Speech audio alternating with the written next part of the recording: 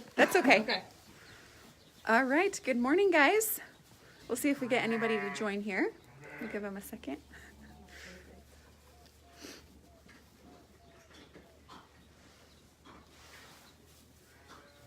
All right. We're going to go ahead and get started. Hopefully we have some people hopping in. This is Mrs. Clymer, and we are in Ironton this morning on a sheep farm. So I'm going to turn this over in just a second to Tyler and Sterling Meyer, and they're going to introduce themselves. Don't forget to hop in with your questions and let us know if you're having trouble hearing or any of those pieces.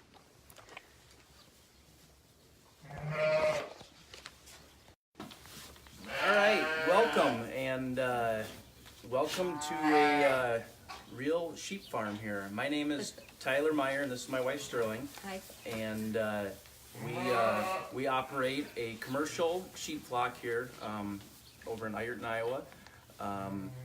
We have about 160 mother ewes, which in the sheep world we call ewes is the proper term, and it is commercial operation where they go for meat production.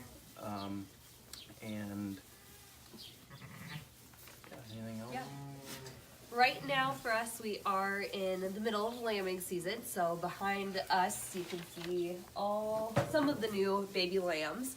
As they get older, they do get moved out of this barn. We are in the lambing barn right now.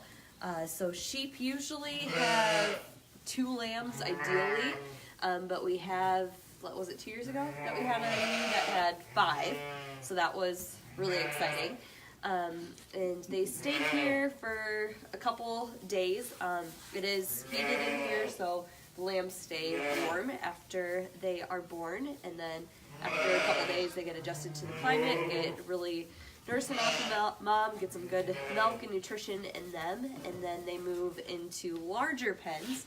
So right now they're in individual pens, and then we move them to larger pens, and then they eventually go outside for the rest of the summer.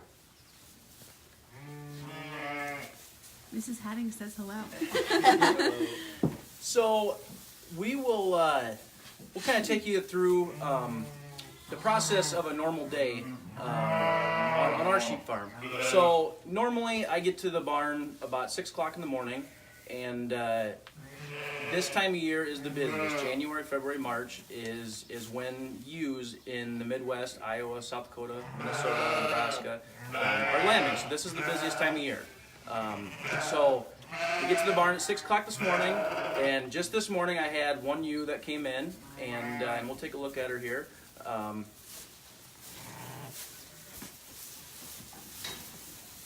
So this is a freshly born lamb this morning, just a 1-day-old lamb. That you can see that big stretch. I don't know if you can see it, but when that lamb got up, it was a nice big stretch. That's how we know that it had a nice, it had some good colostrum this morning, some good milk, and Mama is taking care of it.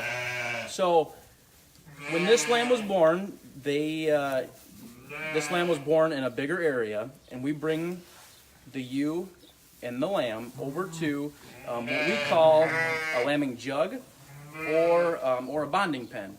And the term is what it is. It's for the mom and the lamb to bond together, for that lamb to get that nice, that good first nursing of milk. So sheep can have anywhere from 1 lamb all the way up to, in my experience, 5 lambs. This one particularly had 1. Normally, we want to have 2 lambs on each ewe.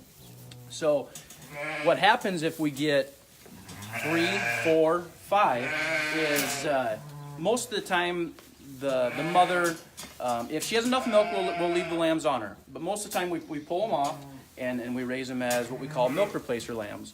So that's what this little pen is, and so I mix milk twice a day for them, and I train them on a bucket, and also we put some other feed, some really palatable feed for the lambs to wean themselves off of milk eventually onto on what we call creek feed. So are there any other questions at the moment? So far there's not. Can you explain a little more feed? So what ration are you feeding? Right. So we'll step over here. So sheep eat a lot of different feed sources. So in this bucket right here, we've got just some straight shell corn. If you drive by fields in summertime and see cornfields, this is this is what we harvest in the fall, and this is what the sheep, the mother ewes eat a lot of this, and the lambs when they're first born don't eat a whole lot of it. But eventually they get to it. About a month's worth of age is when they really start eating the corn. Over here is just some good alfalfa hay, and once again the mothers, the ewes, eat a lot of that. Not so much the lambs, but it only takes about 3 or 4 days where the lambs will start nibbling on hay and start developing that rumen, and this is good for the rumen and whatnot.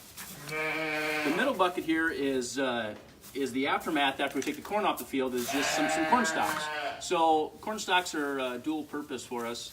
In the sheep eat them, but it supplies basically a bed with good bedding. When the lambs are born, we're putting basically a fresh bedding out twice a day to keep them dry, keep them healthy, and get them really off to that good start, that fast track to life. And for other bedding, we'll also, back here there's a bale of straw.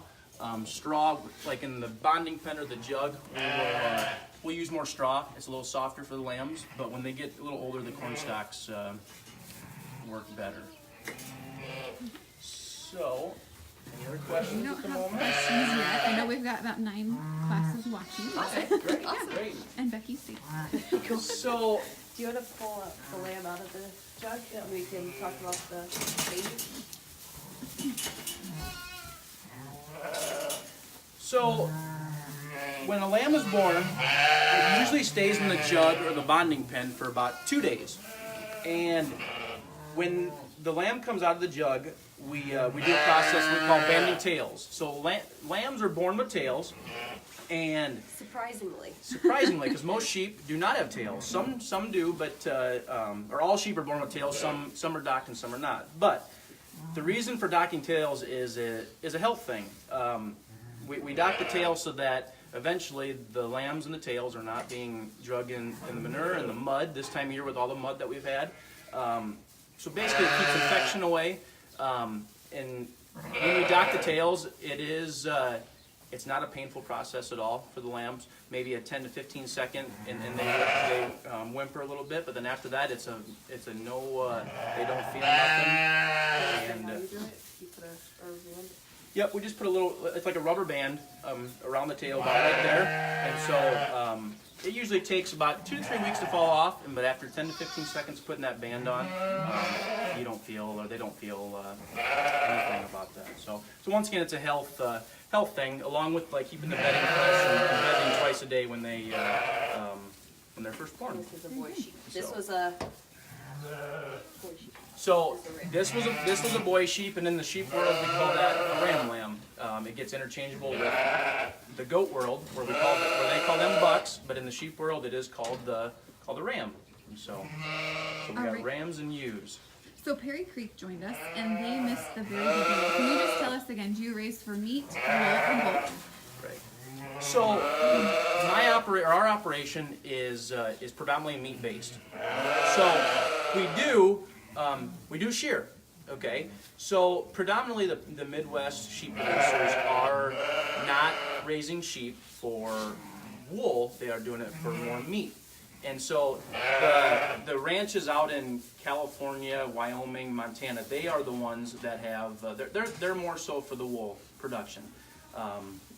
But the wool is a byproduct that we use. So some of the stuff that we can get from the wool. I mean, so the sheep operation here is very much for meat, and but the wool. Got some wool here a little bit. So this is what the wool looks like when we shear the sheep.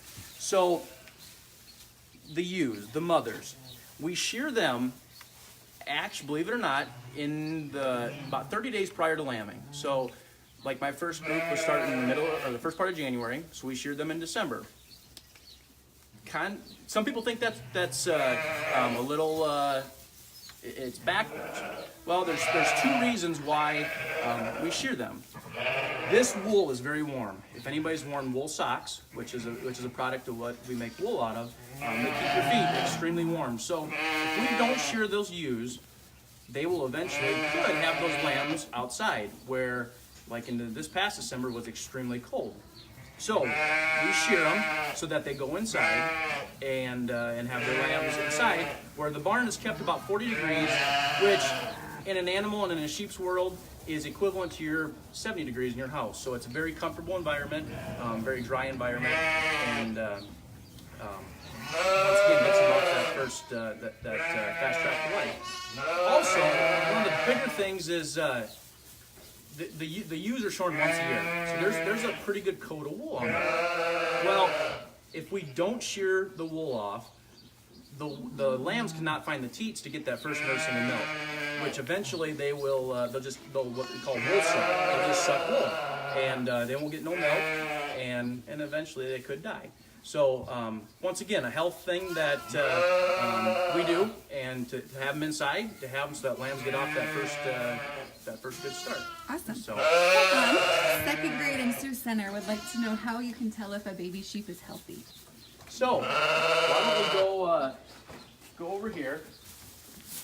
So if you can tell, so first thing, if you get a lamb up, and they will stretch very much. Now I just put some fresh bedding down here, and they're not, they aren't jumping around quite yet. But if you see lambs that are jumping around and happy and running, that is probably the sheep producer's best thing and just most rewarding thing, where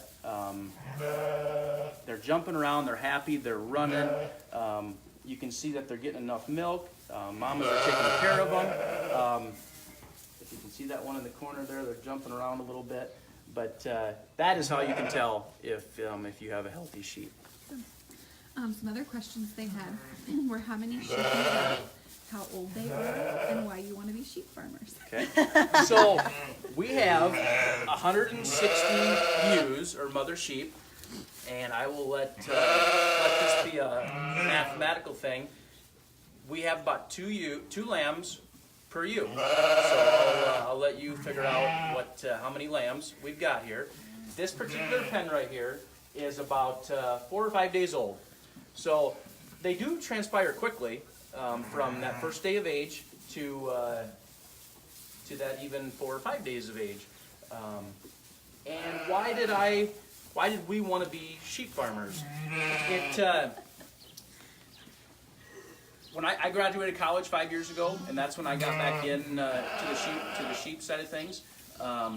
It goes really well with my other job that I have, but it was something that started when I went to the babysitter when I was about 5 and 6 years old, and they had sheep, and it kind of developed into an interest and a love for me, and all the way through up till right at high school we sold out because it was predominantly my job, and I went to college, and I came back and we got back in. But it was just something that was sparked interest-wise from a young age. You are welcome to talk about the other things you do if you want. Okay. Those tie-ins. So. So. Tyler said how the sheep work really well with what we do in our other times of the year. So we do grain farm as well. So for the sheep, benefit for them, after the crops come out of the field, they do go out into the field and then graze the leftover corn stalks, which we showed you guys earlier. So you guys may have heard that from the cattle farmers may have done the same. You'll see cattle out in the fields, but sheep will do the same thing in the off the time years. I guess I work with pigs mostly, so this is kind of my second love of livestock, I guess, by being with Tyler. So, what other questions? Very good. We did just get asked why you have numbers sprayed on.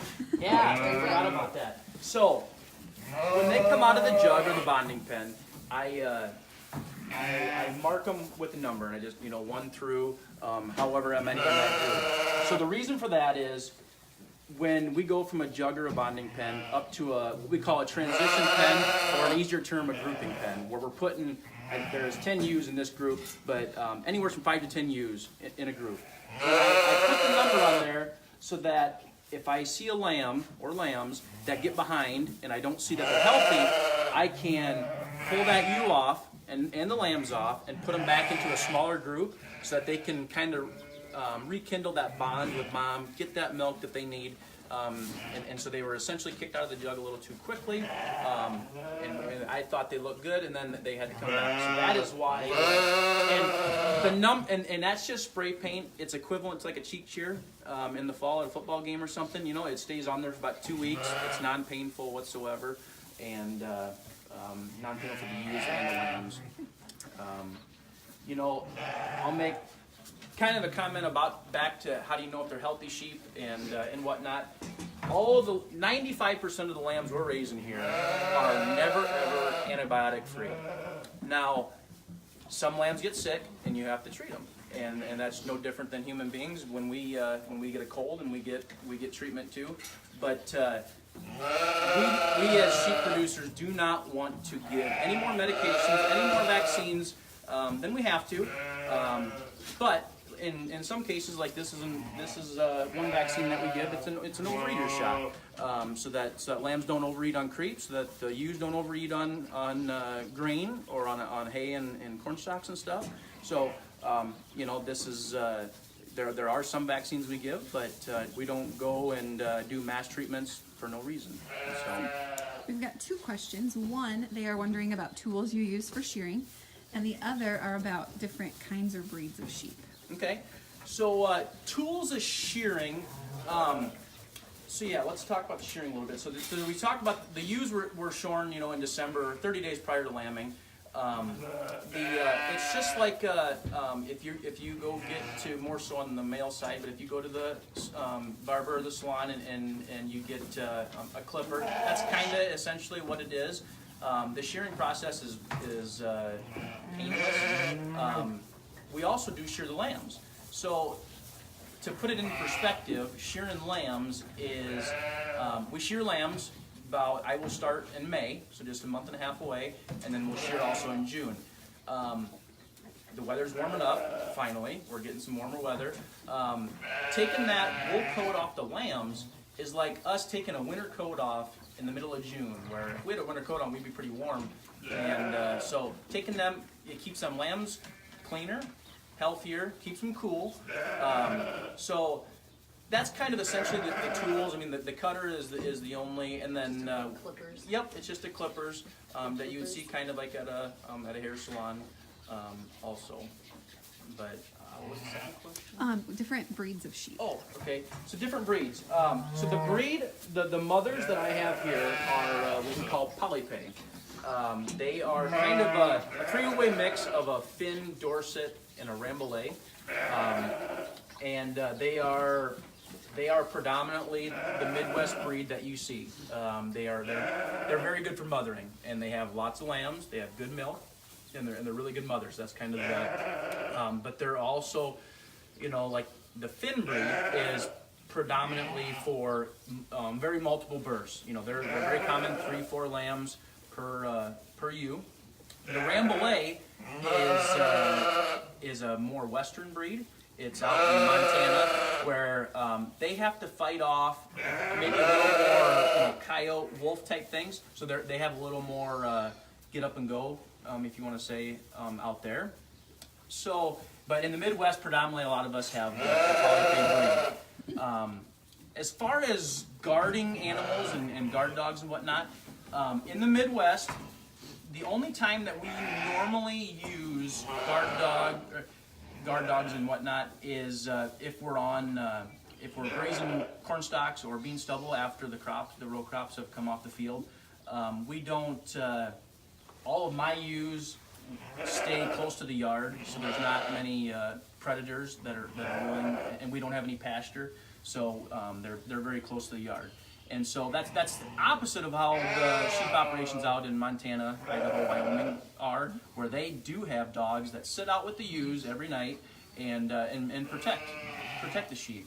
So, but there are people that use donkeys or llamas or dogs here also in the Midwest.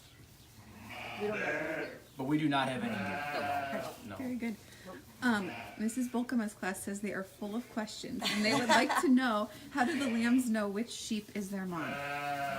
So, It's yeah, do you go want to ahead. answer that? Yeah, good mother. So it's amazing how animals work. They just have a natural instinct that they know that a lamb is theirs, and the lambs have a natural instinct that they know what mother is theirs. So you and I might not notice it, but lambs and ewes give off pheromones, which are different scents.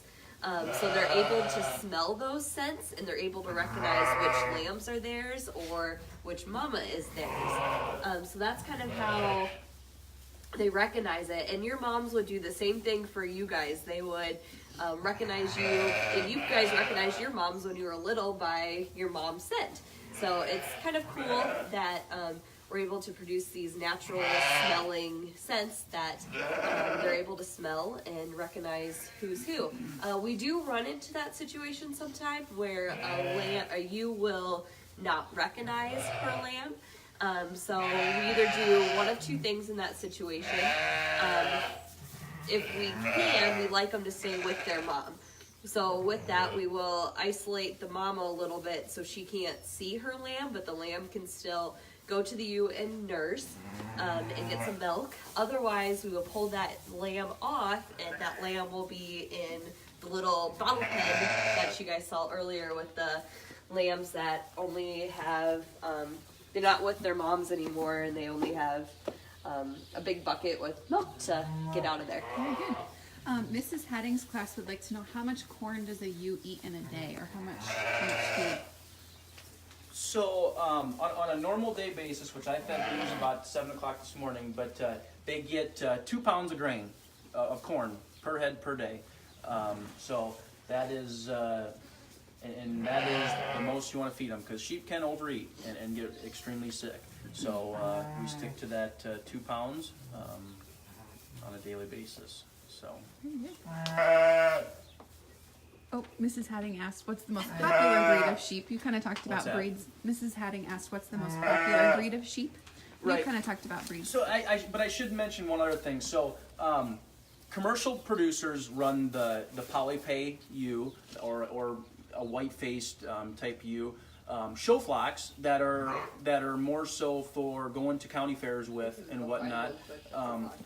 Run Hampshire or Suffolk, which they are more of a terminal breed. So that's what these lambs are. They are a Suffolk with a polypay mother. So it's getting that heterosis of and whatnot. So you can see that lamb. There's a lot of black on it, but also a lot of white too. So it's that combination of breeding. But in the Midwest, the polypay is the most predominant breed of. So sometimes you get all black ones. Sometimes you can get all black ones. Sheep can come in any shape, size, color. We've had a couple red looking kind of Yep, colored ones in the yep. past. We've got an all black one. I mean, all white ones. So, Very good. Right now we don't have other questions. I don't know if there's other things you want to talk about. We've about 5 more minutes or so. right. I guess. I mean, Yeah. the stuff that basically what you guys will be using off of what we're doing here is first and foremost meat. That is the predominant sole purpose of what we're doing here. Tires. Wool is in tires, so it helps you guys get to where you want to go. And Do you want to explain how it's in tires?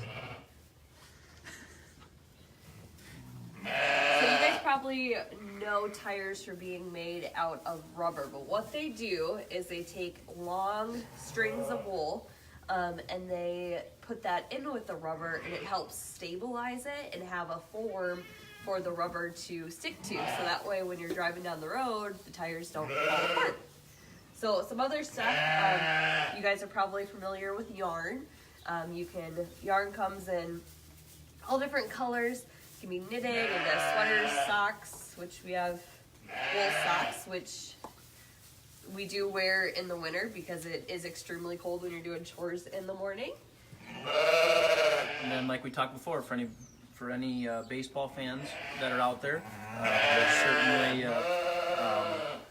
there's wool in the middle of these baseballs. If you split them open, there is wool in there. And the interesting thing with the wool is, I think probably the most predominant product. I mean, is there's cream. It's the wool gives off a chemical called lanolin, an oil, and it'll basically, you go buy lotion at the store, but this is a natural product that will do any better than anything else, and so it a lot of different purposes that the sheep provide for us, and even though our main purpose is meat production, but we certainly help out in other ways too. Very good. What's the market weight or age of your sheep? Right. So these ones right behind this guy is probably about 2 or 3 days old, and the ones behind us are the mothers are just about a year old, and the lambs are about 5 days old. And so these lambs will be marketed at 135 pounds, and they will be gone about September. So they ewes conceive last October. They're born in March, and the lambs will be fat and ready for market by about September, October time frame. So less than a 12-month turnaround from birth to market. So all of your meat is lamb then, it's not mutton. Right. So lamb is anything that is less than 1 year old. Mutton, on the other hand, is a ewe or a ram that has been pulled out of a flock and provided in the supply of meat and whatnot. So lamb is very much more tender and tasteful. Mutton has a little bit more of a older taste to it. So. Very good. Well, a lot of our classes are having to sign off, but if there's anything else you want to share, you're welcome to. No, thank you for joining us, and hopefully we gave you a little more insight to the sheep operation. And if you got any other more questions, feel free to contact Mrs. Clymer, and we'll certainly answer them for you. So. Thank you. Bye.